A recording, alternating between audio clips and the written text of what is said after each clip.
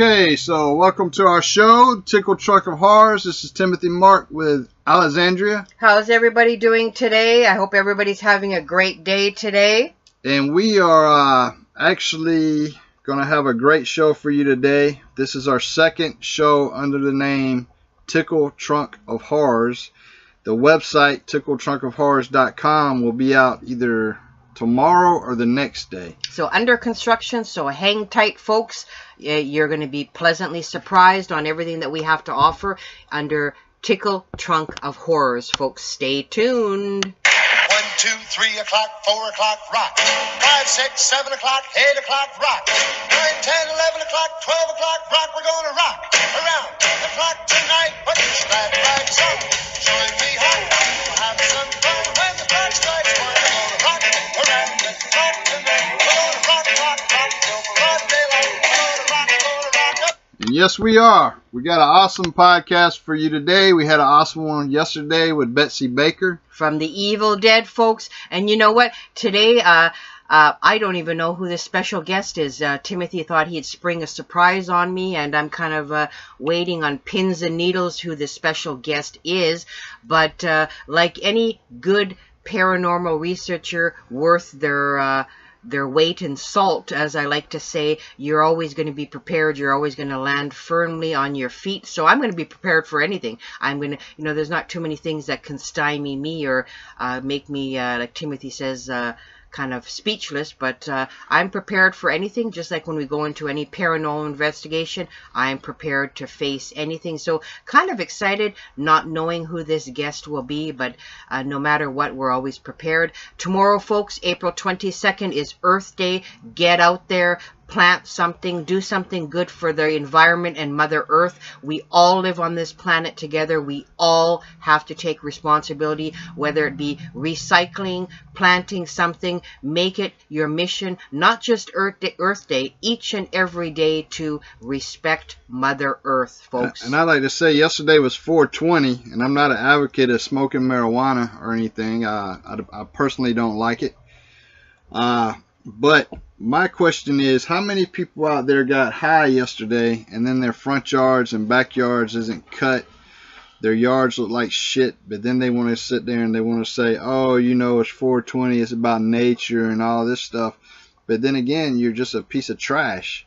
You don't take, you bring the neighborhood down. You bring the, not everybody that smokes marijuana does, but if you go to the lower income areas where there's people smoking marijuana every day, they're not doing yard work around the house. If you're a homeowner, you live somewhere, why not keep your yard up and keep it looking good, so then you won't be labeled as a piece of trash that just likes to get high. And do what you can. I mean, yard work and landscaping, planting gardens does not have to cost lots of money, folks. There's so many different items in your household that can be used as a recycled flower pot. Use your imagination. If you've got an old wagon, an old wheelbarrow, fill that sucker up with topsoil and plant some flowers in there. Well, not just that. The weeds. Cut your damn grass. Well, that's exercise. Yeah. I mean, you're going to get the benefits of breathing clean air. Get some exercise, do some weeding, do what you can on your level, and you're going to feel a hell of a lot better, getting a natural high, making your yard look great. You're going to be doing exercise, breathing clean air. There is nothing on the planet better than that. And if you can't afford if you can't do your yard yourself and you can't afford to have nobody do it for you, then what you need to do is quite clearly don't buy the marijuana. Pay for somebody to keep up your property so you don't have to be the piece of shit on the street, in the neighborhood. And it all gets down to just be real, be you. And like I said, there was a lot of places. I was at 7-Eleven last week. They were handing out papers that had flower seeds in there. There's a lot of organizations that have free Earth Day events that are giving away plants, giving away seeds. Take advantage of these free events. You're going to pick up some good ideas in regards to planting seedlings or flowers in your garden. Do your part. And like I said, most of the events around here where we are currently are free events for Earth Day. So it's not going to cost you anything. So just get out there, get off your couch, get out of your comfort zone and do something completely different that's going to benefit you and the environment. And today, like I said, I'm not knowing who this special guest is, and you know, we're talking about what your favorite kind of horror creature or entity is. If anybody listens to our podcast at all, I mean, in the beginning you hear our werewolf howls in the beginning. That's what that is. And so once you hear that, it's pretty obvious that we are werewolf fans. Well, I'm a huge werewolf fan, and that's to the maximum. I actually wear a sterling silver werewolf ring that was gifted to me from my grandfather. There's a lot of legends in France and in Britain in regards to werewolves, so I grew up with that. There's actually St. Francis Xavier in Manitoba, where Cuthbert Grant Jr. and that's a huge Métis community. There is a werewolf legend. If you go, we'll post that at a later date. It's in the 1800s in regards to a settler that turned into a werewolf, and that's in St. Francis Xavier, Manitoba, Canada, where my ancestor Cuthbert Grant Jr. is from. So that's really where my love of werewolves came from. It's a family tradition, and that is my all-time favorite horror entity, is the werewolf. And I've been to Scotland quite a few times, and in childhood and adulthood, and there are moors there, very foggy places where I would, as a youngster, sit there overlooking a loch and thinking about werewolves and all these creatures coming out. So it was a huge ideal setting for me to have the werewolves and all these werewolf myths. And I could only hope when I was a youngster that I could meet a werewolf.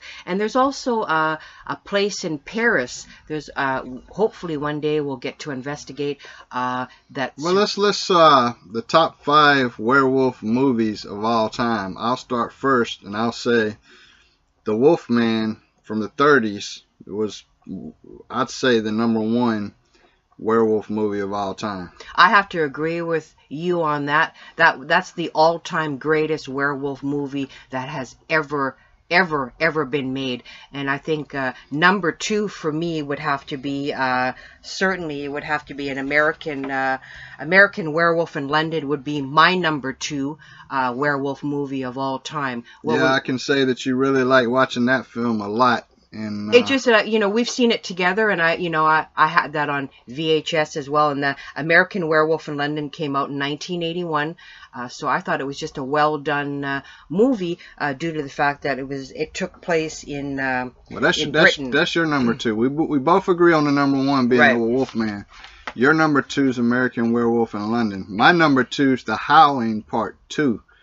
That would be my #2. Well, my #3 would be the Howling series. Not all the movies were good, but there was quite a few of them. Some of them weren't that good, but the Howling, of course, would be #3 for me. My #3 would be the American Werewolf in London, so I'll put that at #3. So #4 would have to be none other than Underworld.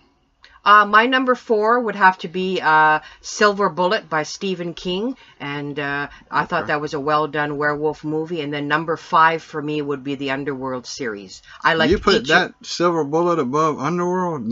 Out of all these werewolf movies, Underworld made #5 on your list? Well, maybe I would make it #4 then, because #4, because I like every single one of the Underworld movies. I really do. So those are my top 5. Pardon me, a little bit of a frog in my throat, or hair of the dog in my throat, maybe. But by Nazareth, Hair of the Dog. Great song. People need to listen to that one. But I dedicated it to somebody not too long ago, but they didn't like it. Who's that gentleman that sings that werewolf song that you put on my phone? Warren Zevon. That's a killer werewolf song, and I don't know, he actually put that on my phone, and watching that video, I mean, to me that was a classic werewolf song of all time. I could just listen to that 24/7. So as you can tell, I have a passion for werewolves and werewolf lore, and as a historian I've deeped into that as well. But that would be my top 5 werewolf movies. And again, who doesn't like a good hairy monster when it comes to horror? And again, the Underworld series, each and every one of those movies rock. I don't think I've seen one that I really don't care for. They're all well done, and I think to pull off any kind of a werewolf movie, there's a hell of a lot more to a werewolf movie than just showing somebody transforming into a hairy beast under a full moon. There is really a hell of a lot more than that, folks. And well, what about Teen Wolf? Teen Wolf with Michael J. Fox was another good movie as well. I thought it was really, really well done in itself, so I really, really liked that. Sorry, folks. Yeah, but Teen Wolf, yeah, that was a damn good movie. I liked it. I think they had 2 or 3 of those. They were really good. And Warren Zevon, as we said, Werewolf in London. And I kind of wonder, is American Werewolf in London, what came out first, the Werewolf in London song or the movie American Werewolf in London? I'm not quite sure. I don't know I think Warren Zevon was first. That I'm not sure. I don't know the history on that song, so yeah, don't really quote me on that, folks. But definitely, you know what? The Wolfman and everything to do with hair. I mean, every time he's part of the Universal Monsters crew as well, but I mean, you couldn't have sort of a horror kind of I'm trying to think of a gallery without having a werewolf of any kind on there as well. So I just think that it's very, very very, very exciting to me, and I'm actually kind of perplexed here as who our guest is going to be. And this is the first time that Timothy has really kind of left me hanging, and it's a good feeling, but it can be an uneasy feeling as well. Well, it just hit me that, we're Central Time, and I asked the guest to call in Central Time, 4 p.m. I don't know where the guest lives. I don't know if the guest is in California or on the East Coast, but either way, 4 p.m. Central Time is 4 p.m. Central Time. That's right. So it doesn't matter where you are in the continent of North America. But sometimes people get tied up, and some people, their clocks or phones are maybe ahead or fast, so we don't know that. So again, we're very, very thrilled, folks. Tickle Trunk of Horrors, we're going to bring you the best in horror, paranormal, spiritual, supernatural that is out there. And, just like we cover any one of our investigations, we're going to give you our heart, soul, and our guts and everything that we give to you. We're going to have a page on the new web page as well with a lot of our products, everything that we offer. We're going to have bios on ourselves, so a lot of you know who we really are out there. So very, very excited, folks, and look forward to once the website is no longer under construction. So very, very thrilled for that as well. So it's starting to rain where we are. I mean, it's quite warm here, and we're getting a rain. So prior to Earth Day tomorrow, the soil and the grass is going to be nicely greened up. And like I said, I purchased myself a nice sage plant, and hoping to transplant my sage plant, if not tomorrow, beginning of next week. And we cultivate and we dry our own sage for our investigation purposes, and we do a lot of cleansing and smudging with our own sage that we dry. We don't buy pre-processed or commercialized sage bundles. I think it's more beneficial, in my opinion. We do bless the sage ourselves. It goes through several spiritual processes. I think it's more powerful, more potent if you cultivate and dry your own sage, if you're able to do so. And like I said, where we are in Texas, I didn't realize that there's a lot of wild sage that grows everywhere in Texas. And I know in Canada, specifically in Manitoba, we had a lot of areas that had sage growing. I would, get bags and bags of sage. It takes nothing to dry the sage out, and then you can make your own sage bundles, because sage bundles that are prepared by other companies can be quite pricey if you're going into these metaphysical and spiritual shops. Very, very pricey, folks. Yeah, so, I'm kind of based everything today on this special guest caller, and I'm still waiting to see if he's going to call. He's in Connecticut. I don't know what the time in Connecticut. Connecticut is, I think they're like an hour ahead of us or 2 hours ahead of us, but I know they are ahead of us. Okay, so maybe he's got confused a little bit on it. Well, even if I don't know, but maybe yeah, Central Time. So, all right. So, who could a special guest be? We'll start throwing out some hints here. Well, I'd rather go in blind. You know me. I mean, I like to go into, like, a lot of you may not know or may know that I'm actually an empath. And an empath, when we do our investigations, I don't like to know anything about any location or any investigation beforehand. I mean, I want to go in literally blind or not knowing what's happening with the location that we're doing, because it's more beneficial for me to pick up the energies on the surroundings without being prompted or without having any information given to me at the forefront. And I know there's a lot of people that are in a lot of different current paranormal shows out there, and they do walkthroughs where there's no communication, etc. But that's how I like to play our investigations, is not knowing where I'm going in advance, so I can completely absorb the energies that are around me. And Timothy will be the individual that is the scientific. Well, let's talk about our new website, Tickle Trunk of Horrors, where we're going to have jewelry on there. We're going to have products on there, books. If anybody wants to advertise on our podcast or website, they can do that. They just got to contact us, and hopefully that in the future too, like I said, I've been saying that I'll be offering workshops or tutorials on various paranormal, spiritually related topics as well. So, I mean, we will be adding things. We're Timothy's been working quite hard on the website, trying to tweak it, fine-tune it. So, we're going to be bringing a very polished product to you, and we're going to be having sponsors as well, or people want to run their adverts on there. We welcome that as well, because our philosophy is that everybody in the paranormal community should be working together in tandem, hand in hand, not working as adversaries. Because truly, if you're working with, in the realm of spirit, you should be working together. That's and, right. Sharing knowledge, sharing experiences, and sharing evidence. People that have egos that are preventing them from truly working with spirit, we really would not like to collaborate with you, because we are trying to work with people, if they would like us to share the experience and share their knowledge. And like I've said so many times before, folks, we are all seeking the same answers. We just may have different ways that we are trying to get these answers, but we're trying to work together and get the answers. Well, let's break down these 5 werewolf films. Let's look at number 1. Can we look at the number 1 Wolfman film? Because our special guest is a little late with a call-in, but we'll see what's going to happen. Okay, so you're talking about the original Wolfman? Yeah, the original Wolfman. Okay. I mean, who starred in that one? Do you know?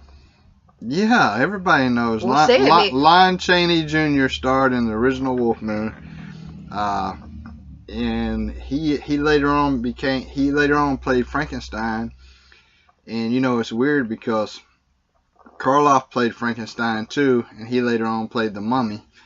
So there was 3 guys: Bela Lugosi, Lon Chaney Jr., and Boris Karloff, who really ruled the 20s and 30s with the horror films.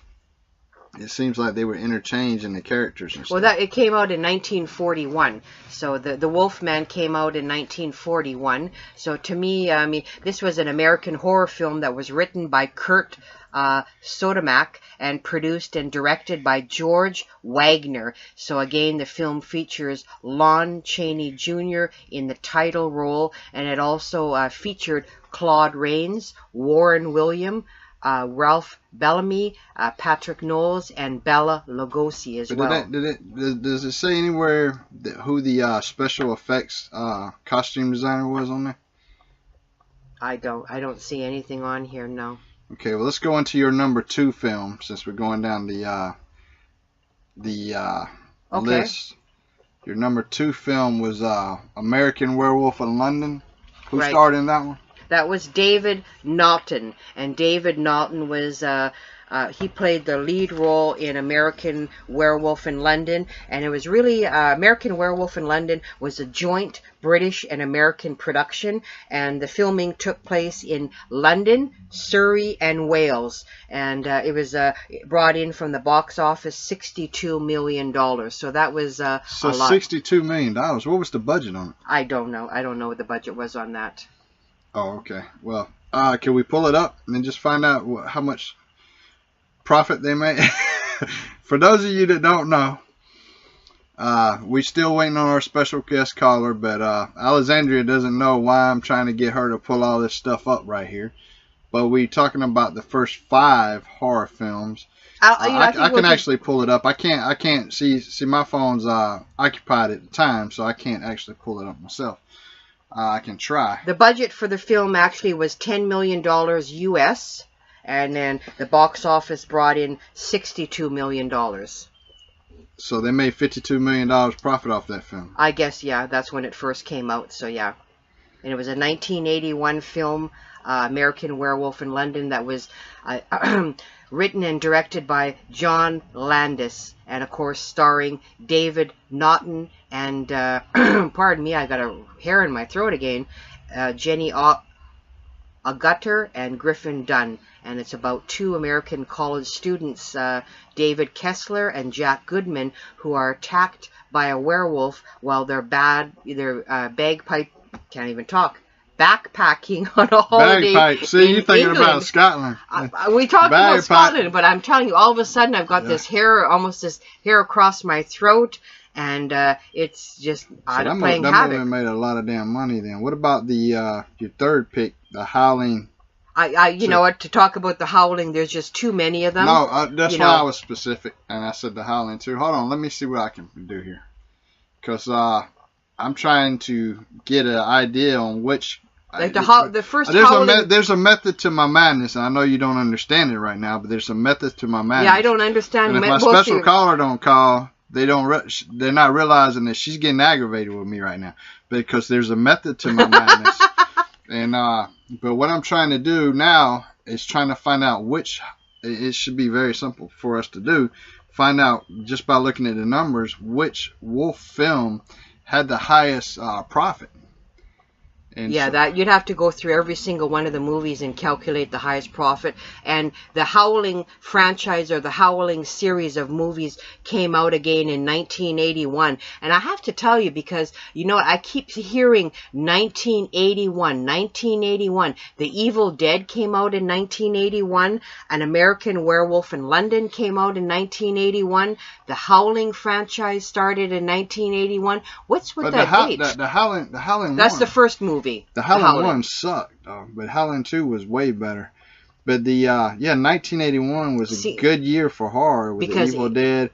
You had actually, I'm gonna pull it up, but it started like just this huge kind of dip into the wild side in regards to horror movies, and it was absolutely amazing. And like I said, I've just been noticing when we talk about these really cult classics that 1981 is just it just seems to be the year when a lot of movies came out in regards to, you know, cult classic horror movies. Absolutely amazing. And some of the cast members in the first Howling movie was Dee Wallace, Patrick McNee, and various other individuals. John Carradine was actually in the Howling, the first Howling movie. So, you know, there was a lot of you know, big name people that were in the Howling movie as well. So that was a movie in itself that, again, 1981. Yeah, so it was a good year, because Friday the 13th Part 2 came out in 1981. Now, what's the thing with Friday the 13th Part 2 that came out in 1981, which made it a good film, was the fact that for the first time you have the grown Jason as an adult doing the killings. Also, you had the movie by Tobe Hooper. Tobe Hooper done the Texas Chainsaw Massacre in the 70s. He had another horror movie called Funhouse. That came out in 1981. And my favorite film besides The Wizard of Oz, my favorite film of all time is called Ghost Story. With Ghost Story, that's another 1981 film, and it starred Fred Astaire. It was Fred Astaire's last film, Patricia Neal and Douglas Fairbanks Jr. And that was a damn good movie. I remember as a kid, PBS was on television, and I seen it on PBS. And for those of you who's not aware of PBS, when they played movies after 9 o'clock back in the day, they did not edit shit. They left everything in. The nude scenes, everything, it was left in the film. That's the way the PBS did it back then. I'm surprised they got away with doing it, actually. Yeah, but I think, in my opinion, I think if nudity is done in a very tasteful way, it shouldn't be edited out of any film, because for us to be ashamed of the human body is something that is very, very wrong. And if it's done in a tasteful way, I think that's the way it should be. And guess what other good horror movie came out in 1981? What's that? My Bloody Valentine. So you have cult movies out in 1981. I mean, cult classics like The Evil Dead, My Bloody Valentine. I mean, Friday the 13th Part 2. You had, and The Ghost Story. These are cult classics. The Omen 3 came out in 1981. Piranha 2. I mean, there's a lot of great horror films. The Prowler, Saturday the 14th, which, yeah, that's after Friday the 13th. So I think I've never seen Saturday the 13th. I've never seen that one either.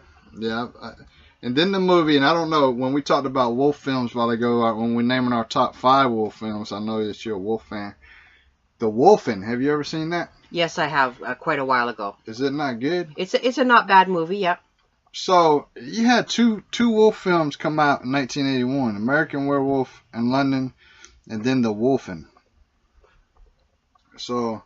And just in regards to the Wolfman that came out in the Wolfen. I know, but I'm flipping back to the Wolfman in 1941. There has been since a remake of the Wolfman, and I think you've seen that as well. The newer version of it. Yeah, I've seen it with God, I can't think of the guy's name right now. It has Anthony, who's in there? Anthony Hopkins, but then you have who's the guy? Benicio del Toro. Yeah.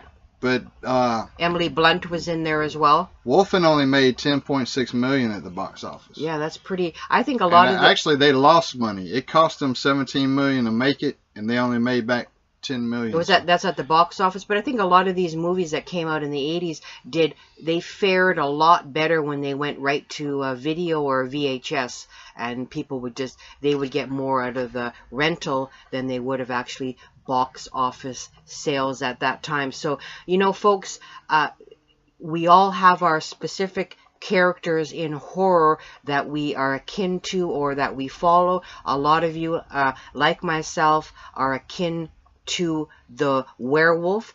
The wolf is actually my spirit guide, so that's another reason why I'm partial to werewolves. A lot of you are into vampires, different other characters, the Mummy as well, so many other characters that people actually feel maybe familiar with or are their favorite. I call them superheroes of horror. So really the superheroes of horror are Dracula, the Wolfman, the Mummy. Those are the real or actually the foundations of horror, having these characters of the superheroes of horror. And I mean, I would really like to see a unique, well done kind of bobbleheads of these characters, because I'd buy there's been bobbleheads actually. But if I've seen ones that were really well done, I'd like to have each and every one of them.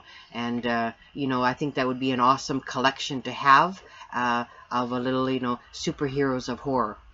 You talking about, all right, name your superheroes of horror. Well, it would be the werewolf, Dracula, and the Mummy. Those 3 is bobblehead. They got all 3 of those. Well, I know they do, but I mean, well done. I mean, everybody has their way of how they figure the Wolfman or Dracula should look, and they would add their own tweaks to it. Like everybody has their favorite Dracula film, their favorite werewolf film. So there you go. So I mean, I think that would be totally, totally awesome. Yeah, I used to have here's the problem. Oh, before hold that really? thought. Now Before you thought, we forgot to talk about, was it the other day? It was Superman's 80th birthday. And I know you, only reason I'm saying that because you're a huge Superman fan. It was Superman's 80th birthday. I am a huge Superman fan. And, yeah, that falls along with stuff that I used to have. Here's the problem when you say what you used to have. Usually, you know, you really gotta, I'd say if you're any kind of collector at all, and you're living at home, and you're in a happy relationship, bad relationship, whatever, I would suggest you keep all your good shit in storage, regardless of what. Keep it in storage. And I say that because, you know, I'm talking about what I used to have. I used to have Frankenstein's, you ever heard of Hawthorne Village? I've heard of it, yes. Hawthorne Village makes all these figurines and houses and stuff like that. I used to have the Mummy, Frankenstein, Dracula. Then it took it a step further and we had, I got the monsters. I had a 2-year subscription of horror from Hawthorne Village. So every month I would get in a foam container like this. I would get, I think it was like 30 or 40 bucks a month you paid for it. But you get a new horror thing. So I had awesome Friday the 13th, Nightmare on Elm Street, Michael Myers. I had the monsters and all that. And I had so many comic books worth a lot of money. But what I will tell you, what I do still have today, and I no longer have those things, and you know, that's a sore topic for me. But the what I still do have in storage, luckily, is I have Vlad the Impaler's comic book with the collector cards unopened. I got like 4 or 5 of them. Wow, and I didn't even know that myself. I'm a huge Dracula fan too, not as huge as the werewolf, but inquiring minds need to know, I guess. That's something I didn't know, but I think that's awesome if you can have things that are unopened. And you know what? To me, the ultimate would be to have, if you remember from the Munsters, Eddie Munster and his werewolf doll that wears pajamas or whatever. Yeah. I would love to have that werewolf doll. To me, that would be the ultimate collectible, is to have this werewolf doll. I think it would be totally, totally awesome. But, you know, wishful thinking, maybe one day I'll find someone that's selling a little wolf doll, and I think that would be everything. I would dress him too. You could probably actually buy that. You could probably get it from Butch Patrick, who played That's right. And that's somebody who we hope to have on the show pretty soon, is Butch Patrick. Actually, one of the people that we're waiting on to call right now, and I'm getting a little worried or concerned about the calls because we're 32 minutes into the podcast and there's no call as of yet. Things happen though, hang tight. We're in different time zones, so things do happen. But this person is an actor, so... And maybe they're on a set right now. I don't know. Maybe they got... I don't know what the problem is. But sometimes things come up. And like I said, we're unexpected. I had some running around to do. And if you can hear the rain against our window of our command post, I'm sure glad that I had everything that I needed to do done. It's raining that damn hard where y'all could probably... I don't know if y'all can hear it or not. But yeah, it's definitely... raining pretty hard here. And thank God that I brought my sage plant in, because it would have been completely annihilated from this hard and heavy rain, because the last time we were actually in a very severe storm in our command post here. There was tornado warnings all around us, and we thought that we were going to be almost like in Wizard of Oz, and our command post would have been whisked up into the cyclone, and we would have been dropped off. I mean, if they would have dropped off our command post in New Orleans, one of my favorite places, hey, I'm down for that, folks. But it was very, very, very scary. The Munsters. That TV show rocked, folks, and they're still on episodes now. Yeah, no, I thought it was appropriate to play this since you were wanting Eddie's wolf doll. Awesome.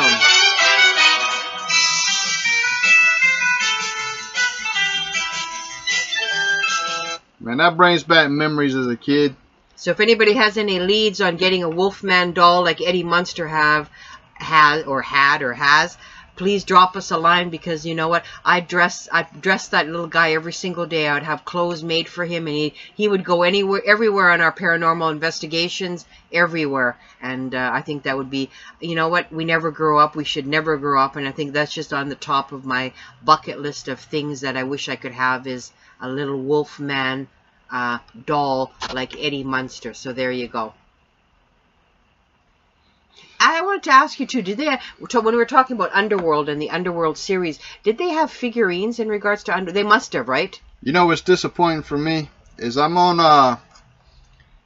waiting on the call from our surprise caller, and they were just on Messenger about 5 minutes ago, which means I don't know what's going on. Maybe the time was confused. So our show's been a little derailed right now. We're 35 minutes into the podcast. Yeah, but this is just a prime example how we can land on our feet. And I mean, surprises come in everyday life. I mean, we all know that surprises come when we're doing paranormal research or investigations.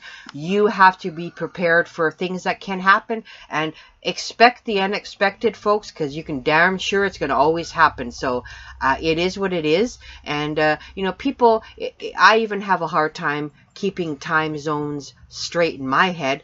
We're in Central Time where we're currently located. We do travel around, folks, but currently where we are is... I'm just wondering if our surprise caller thinks that we're in California, and he'll be calling in at the end of the hour, which won't give us much time to actually talk to him. But any time is good time, though, right? But again, you don't really know who it is, but I have no clue. Hold on, clue. he just read my messages, so I'm trying to check to see if he's calling, or we're about to get a call here, or what's going on. But anyway, so tomorrow's show, we're going to talk about the Civil War. As you know, people, I'm a huge history buff, and a lot of you may or may not know that I'm actually related to General Grant. So Timothy and I, if we would have been back in the day, we would have been on opposing sides. So yeah, I'm related to General Grant, and that does not mean that I'm a supporter of the North or the South. I have a huge interest in the American Civil War from a historical point of view, and you know, as any historical researcher knows. Here we go. Here comes our surprise caller, so let's check it out. Hello, welcome to the Tickle Trunk of Horrors. Hey, is this Tim? This is Tim. Is this David? Hey, yeah, it is. Hey, how you doing, David? Me and Alexandria. Go ahead. No, I was just saying, sorry, I got tied up and was looking at the clock, but wanted to call and just... Oh, that's cool. It's okay. I thought you might have been on a movie set or something and got caught filming. Or something. But here's... no, not today. Here's the thing. Me and Alexandria's been going over the top 5 werewolf films, and she don't really know who I have on the phone right now, other than the fact that your name is David.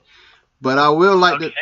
I will like to tell her that he played the lead in your favorite werewolf film. You gotta be kidding. I was just telling Timothy, and I was telling our listeners out there on our podcast that one of my all-time favorite werewolf movies, after the original werewolf movie with Lon Chaney in 1941, was, of course, an American Werewolf in London. To me, you know what, that's my all-time favorite werewolf movie from 1981. To me was the year of horror, and I'm a huge werewolf fan, and growing up half in Scotland and half in Canada, I had a lot of opportunity to sort of play as a child in locations that were perfect for the werewolf. Well, that's great. That's great to hear. It was a really fun movie to make, I have to say. Excuse me? This can't be David Naughton, can it be? It could be. Oh my God. Yeah. My God. Yeah, no, you're really talking to David Naughton here. Wow. Actually, there's a fact that I got a question for you outside of the werewolf thing, and I know that she's wanting to really get in on it now that she's over there blushing that you're on the phone. But I got to know a little bit about your career through Alexandria because she's a fan of yours. And my understanding is that you used to work for Dr. Pepper as for commercials and sponsors and stuff like that. And yeah, I did. You was released for doing for being nude in the film. Well, no, that makes a great story, and I'm not sure exactly who started it, but I was under contract with Dr. Pepper, and then after a number of years, 4 years actually, of being the Pepper guy, it was time for me. I thought to move on, so I just told him that I was probably going to go into film and television, and thank you very much. And down the road, I danced, but that's awesome. Yeah, there wasn't. Yeah. So now that you got David Naughton on the phone, what do you have to say to him? Or, you know what? I have inquiring minds would like to know. I mean, I'm a historian by trade, so I've done a lot of historical work, but I always like to pick people's brains and ask questions that may or may not be uncomfortable. I have a question. What was it like to be growing up in an environment where both of your parents were teachers? Did you find that kind of inspired you to be, because I know you're an actor and you're also a singer. A lot of fans may not know that you're actually a singer, but did that kind of inspire you, that environment growing up with two of your, both your parents being teachers? Well, it was certainly, plus I was the third child coming along. My mother worked in the school system in Connecticut where I grew up, and also my dad was in the administration of the same school system. So we were kind of marked kids, It was tough to screw up when your parents are in the system. So we were, that was certainly probably the biggest influence, was the fact that, we couldn't tell teachers we didn't have our homework because they knew our parents were teachers. Wow, that's pretty amazing. Hey, David, you were you had the opportunity as an actor to be in 3 cult classic films. One of them being Alexandria's favorite, American Werewolf in London, but another one being one of my favorites is Hot Dogs. What Hot Dog the movie? Oh, really? Yeah. What was your favorite? And then Midnight Madness. What was your favorite of the 3 to do? Well, they were all very different kinds of films. The Werewolf movie was great because it was in London, and I had studied acting in London, so it was fun to go back and actually be in a movie where I knew the locations, and I was just really fun being in Los Angeles. Also, let's see, I guess, Hot Dog is particularly memorable. The movie, of course, shot up in Squaw Valley, but I married one of the skiers and have 2 of what I call hot dog babies from that movie. My kids, my son. Wow. My son and daughter are both 32 and 29 at this point, but yeah, they're my children from that film, which was particularly near and dear to my heart. That's awesome. That's awesome. And a lot of I sure will. A lot of the. No, I was just yes. Go ahead. Sorry.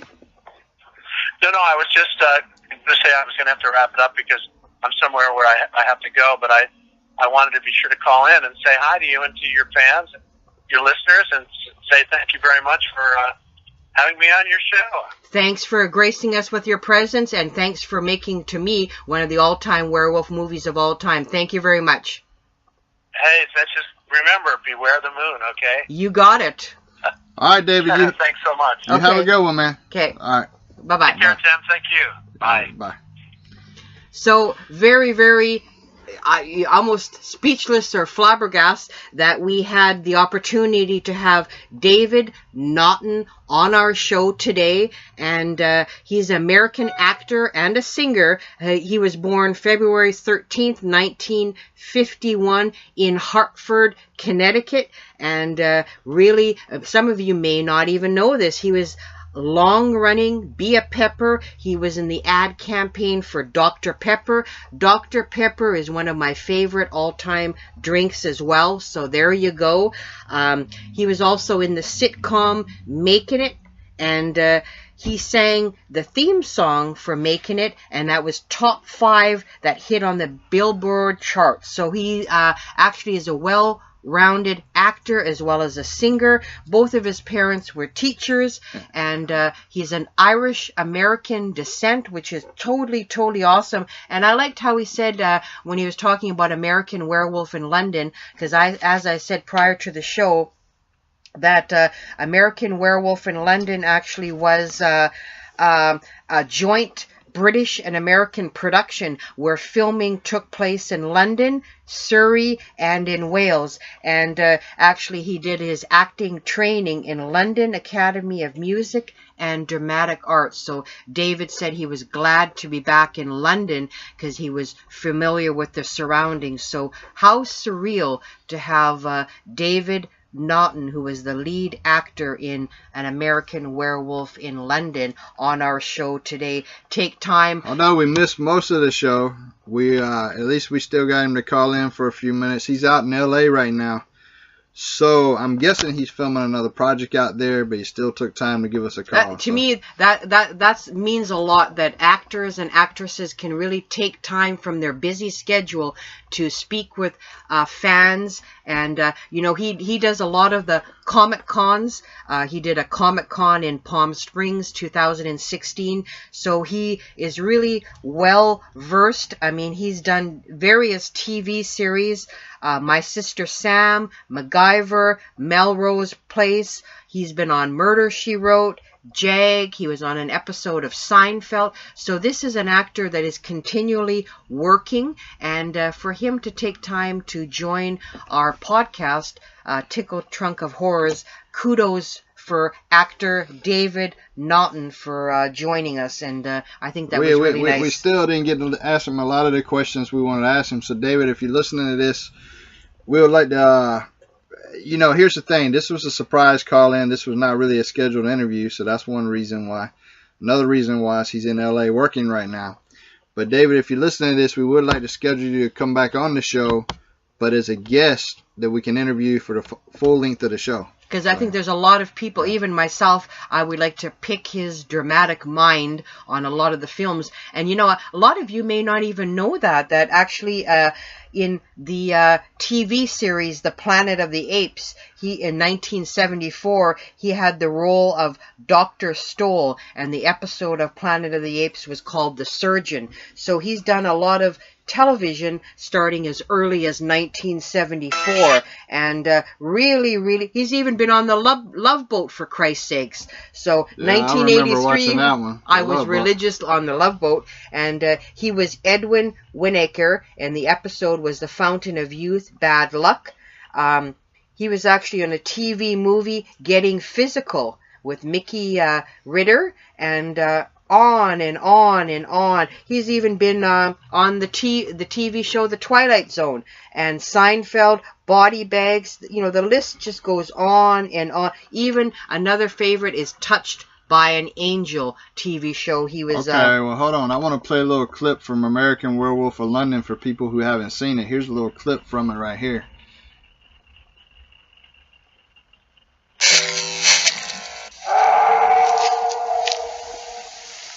Did you hear that? I heard that. What was it? Could be a lot of things. Yeah? A coyote. There aren't any coyotes in England. The Hound of the Baskervilles? Pecos Bill? Heathcliff. Heathcliff didn't howl. No, but he was on the moors. It's a full moon. Beware the moon. And stick to the road. Oops.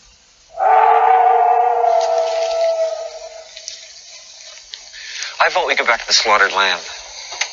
Yeah. So that was a little clip from the movie. You hear him in the movie saying, beware of the moon. And that's what he just told us right here on the podcast. Again, he was not a scheduled guest. He was just a surprise caller. So we didn't get to...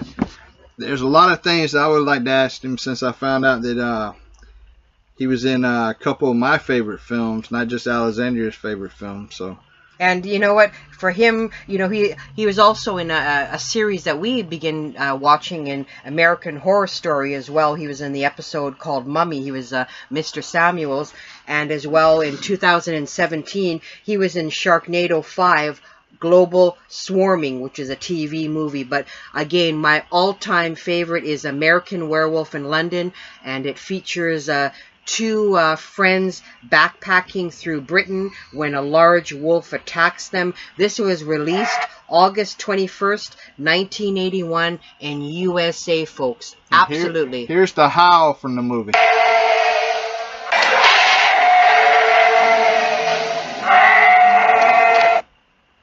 I think my favorite part of the movie, too, is that when they're on the moors, or I love the slaughtered lamb pub sign. That would be epic to have that slaughtered lamb swinging sign. So very grateful to have the actor David Naughton call in as a surprise. Thank you for the surprise. Yeah, you're welcome. Although, if he would have called in a little earlier, we'd have more time with him. But like you say, he's busy working. So, you know, we at least we got, what, 5 minutes of conversation with him? We got to talk to him about his childhood, acting, and Dr. Pepper. A lot of you may not know that he was a spokesman for Dr. Pepper, so there you go. Well, there you go. Yep.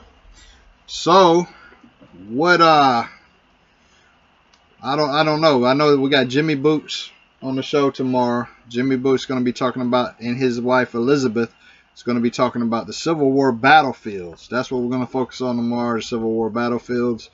Be a very interesting show. So let's see what happens. We're going to have more guests from the horror franchises coming on the show.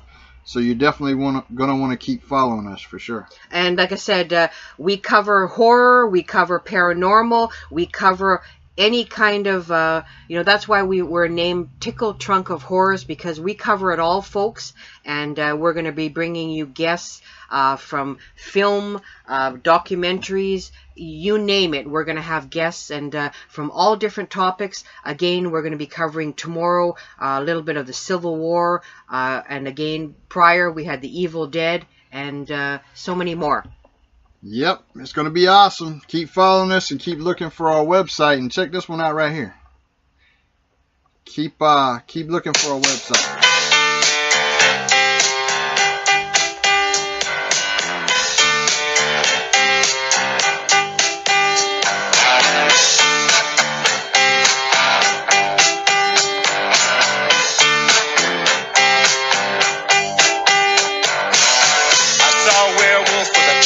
Menu in his hand, walking through the streets of Soho in the rain. He was looking for the place called Lee Ho Fooks. Gonna get a big dish of beef chow mein. Streets of Soho. A big dish of beef chow mein. And for all of you that have never been to London, check it out. But he's talking about London as well. So I just personally love that song, and I could listen to that over and over. All right, that's it for me. Is that it for you? You bet. Exciting show. Stay tuned. Thanks, David, for giving us a call. Bye. Bye.